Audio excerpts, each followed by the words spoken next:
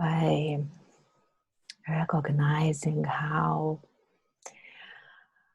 unstable is this human form.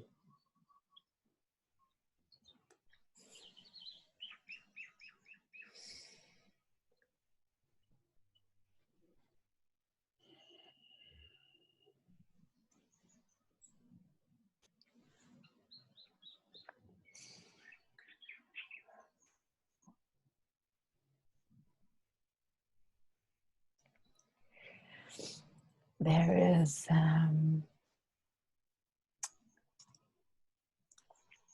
only way how we can find this peace and stillness within oneself is to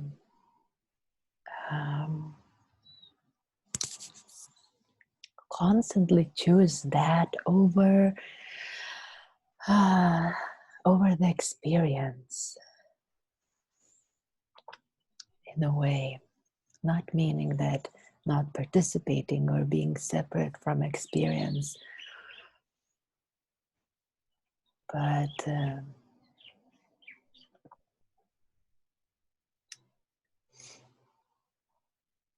kind of finding that harbor inside.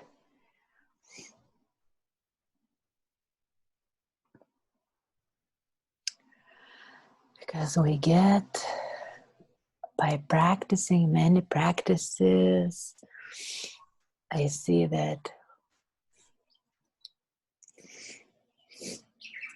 people, they develop, and of course myself, they develop the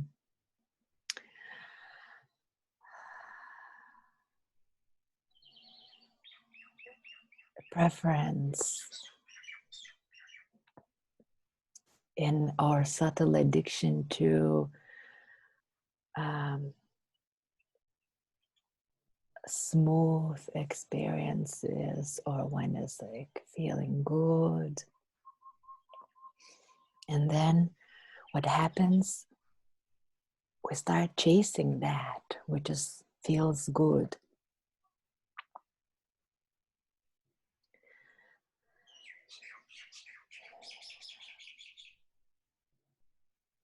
But by chasing that, you get tired because you recognize that it's always changing.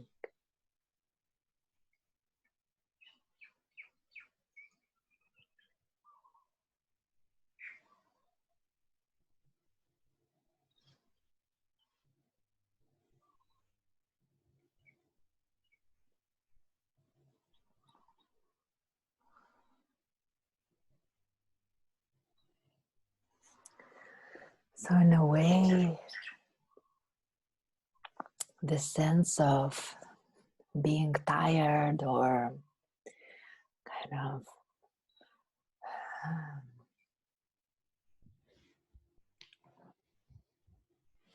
or whatever, being tired or bored or fed up, or whatever feeling or emotion we experience, at some point, after trying so many ways to change it, to fix it, to escape it, to deny it, we come to that point where we just give up and allow this silence and peace to enter and embrace us.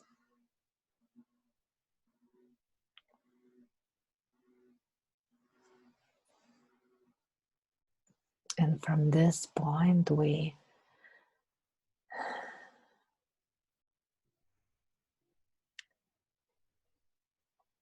are already safe, we're already at home, we already discover that it's always here, wherever we go, whatever we do.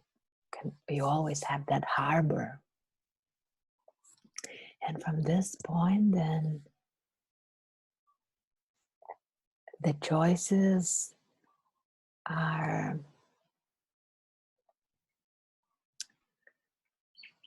I would say, very independent.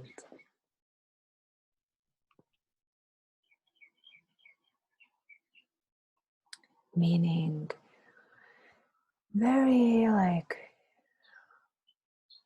independent. You know, sometimes they're like, oh, we'll choose this because somehow you know that you will get something if you choose something. But from that place of harbor,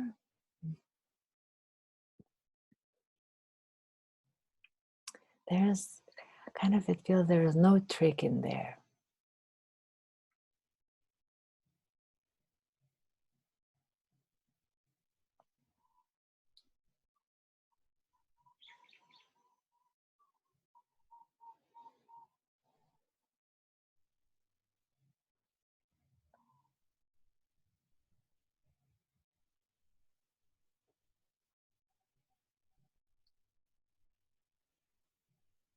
And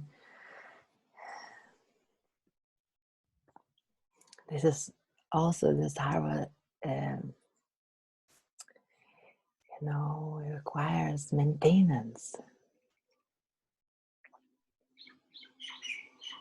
And light always grounding in that harbor, strengthening. So when the storm hits,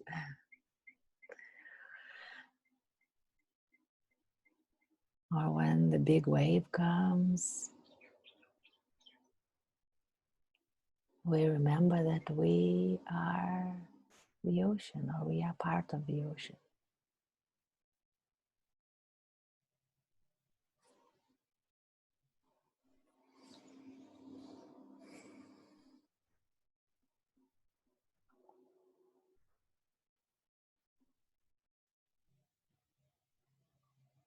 And from this place, there is some sort of pressure or stress is also released when you choose to always come back to that harbor, because there is no worry in planning or in taking certain steps if they're not clear, because you know when the time comes, or when that something happens or that experience happens, you know that you can always check from that place which is clean inside you, and from that place you will definitely know what is the right thing to do. And it's only your honesty with yourself, because as I said, it's so independent from anything, from all happenings. It comes directly in a way from the source.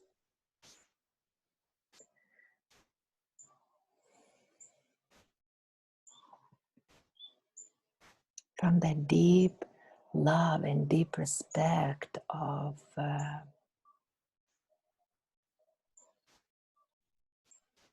truth, whatever truth is that for one in that moment.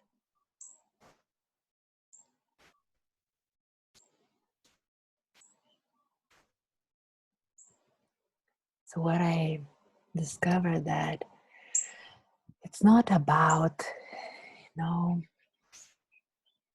learning the truths, learning what is true and what is right, and what is the right thing to do or the right practice. It's actually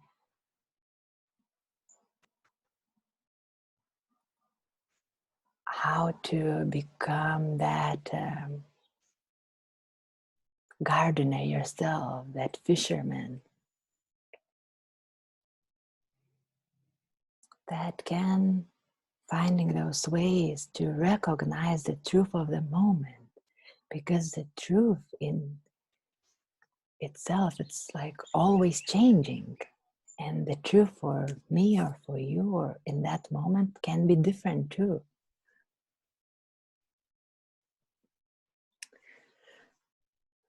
So it's always changing.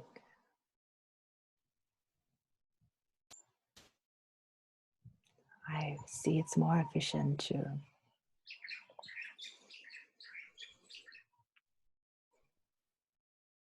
be open and sensitive to whatever is here, and making that one step at a time.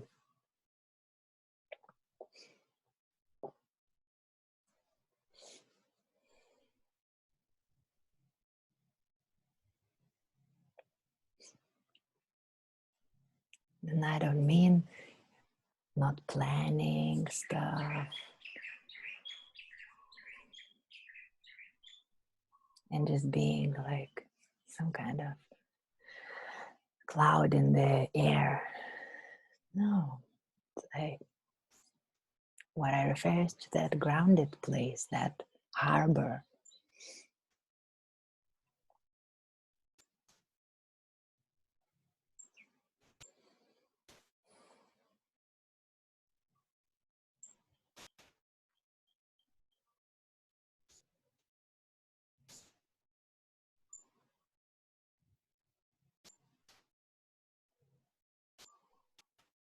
Life becomes so enriching.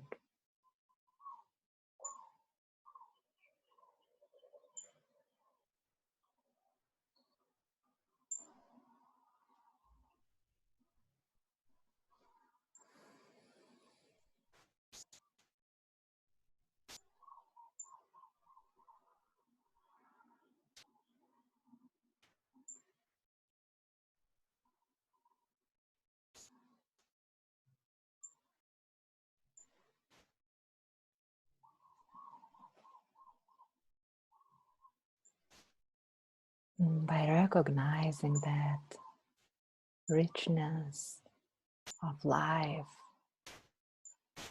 of this moment, independent from anything else. What a liberation.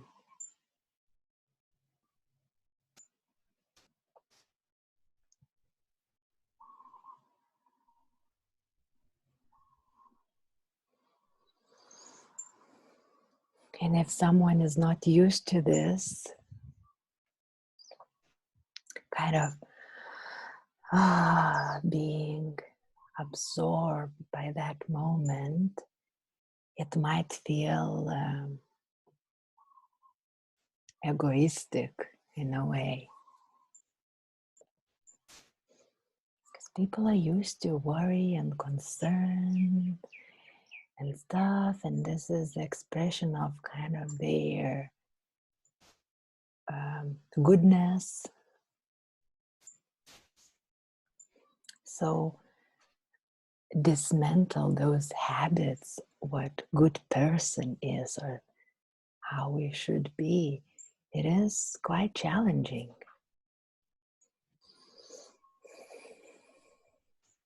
Because you constantly have to choose yourself, but not yourself as I do what I want, from some kind of rebellious heart, which sometimes rebellious heart is also good for us. But what I'm referring, not that.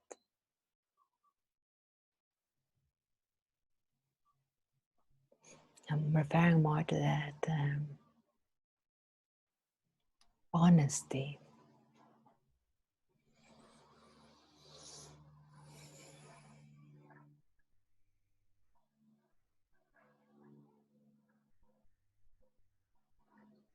And then when we recognize that honesty, don't you worry. Straight away the mind comes in because it wants to know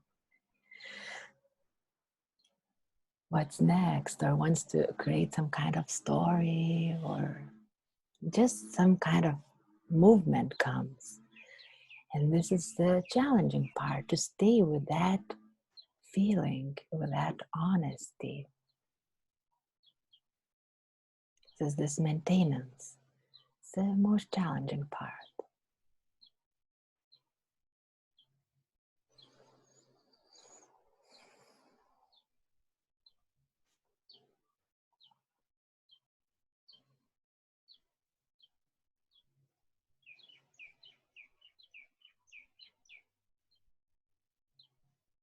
And challenge might feel less desirable experience than euphoria.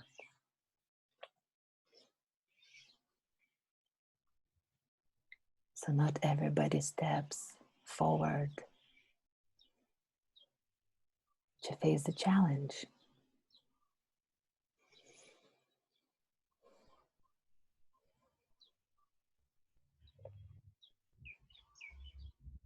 Such a ripple effect. Imagine one steps into some kind of challenge, right? It affects so many around, because deep in the essence of the soul, in the essence of this being, all these strings that are connected to other people we are connected to, there is certain electricity flows to them, and deeply everybody knows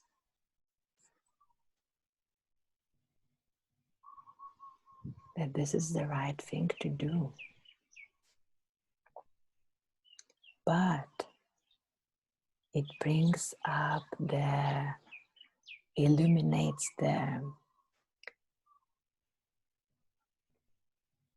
what is in the way of doing that, of stepping into the challenge.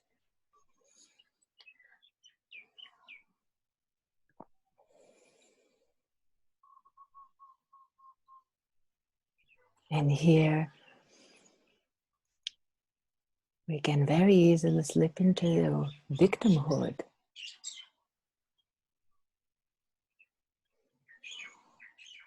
Or we can just be patient and wait until that storm passes.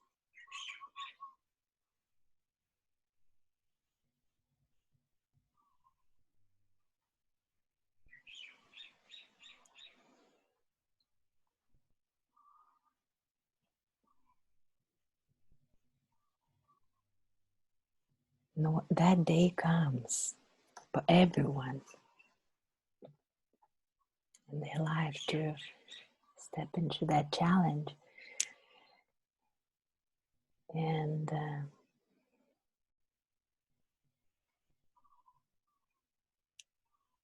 doesn't really matter the outcome, really. Like, yes, if you would look, you would consider stuff, but it doesn't really matter.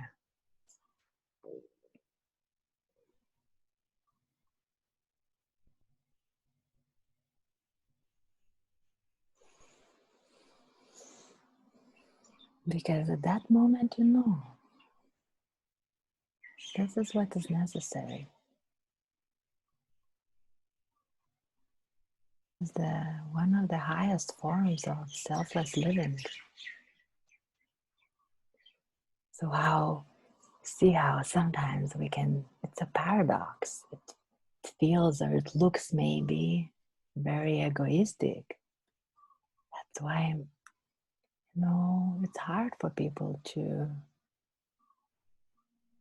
yes.